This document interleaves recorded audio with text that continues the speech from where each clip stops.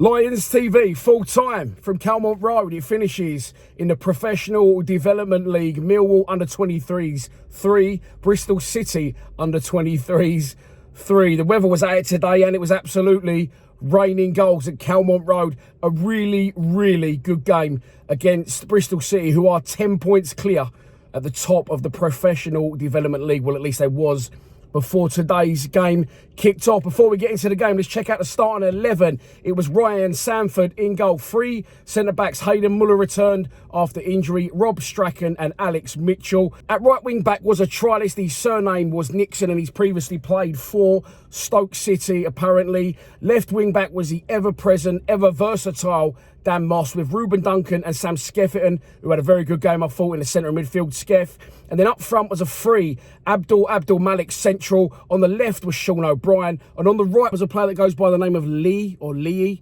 I don't know how you say it, but that's how you spell it on the screen, as you can see. Did a bit of research, speaking to a few people there. A couple of scouts were floating about. He was a Brighton player, released by Brighton. He's been on trial at Charlton. They asked him to stay around for a bit longer so they could have a little bit more of a look at him. And he said, fuck that, mate, I'm off to Millwall. So he played for us today. Very, very impressive him. And he did score an absolute worldie as well, which I'll get onto in a minute.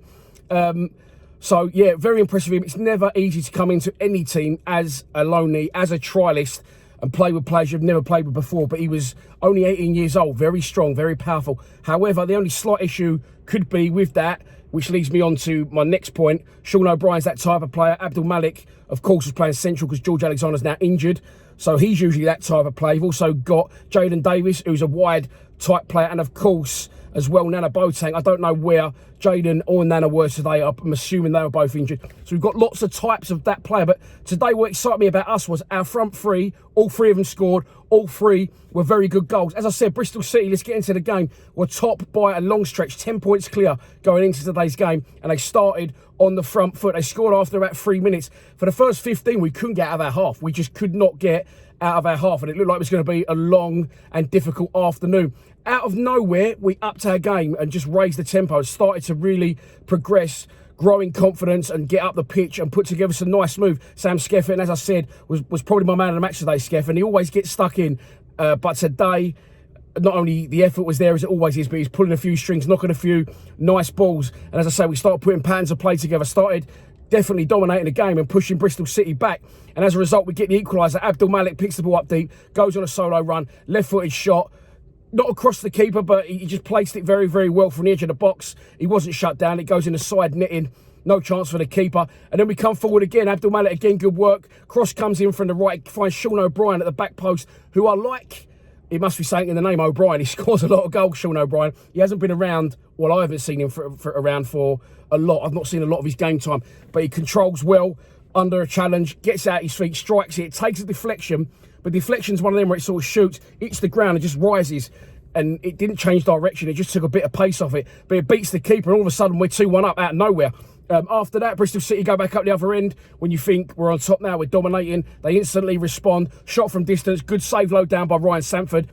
But none of his defenders help him out, and following in quicker than anyone is a Bristol City player to tap it into the net for 2-2 at half-time. As I said, it was a brilliant day for football. Sun was out, then it was raining, there was a little bit of zip on the surface, there were slide tackles flying in, there was a little bit of a crowd there as well, so that Calmont. I absolutely loved every minute of it, and I'm actually buzzing off the back of watching that today. So really, really pleased I went, and it's a really good game. Second half, we come out, Bristol City again started on the front foot, and they get the goal, and it's very unlucky. And I'm excited because I can't fault the players' effort today. They really give it all, and they really, really deserved something from the game. And we go 3-2 down at this point. I'm actually gutted for them because they deserved something out of it. Bristol City, shot from distance. Again, Sanford saved. Second shot, someone shoots, someone throws their body in the way, but Sanford's still on the floor from the first one. It hits a Millwall player, spins up in the air.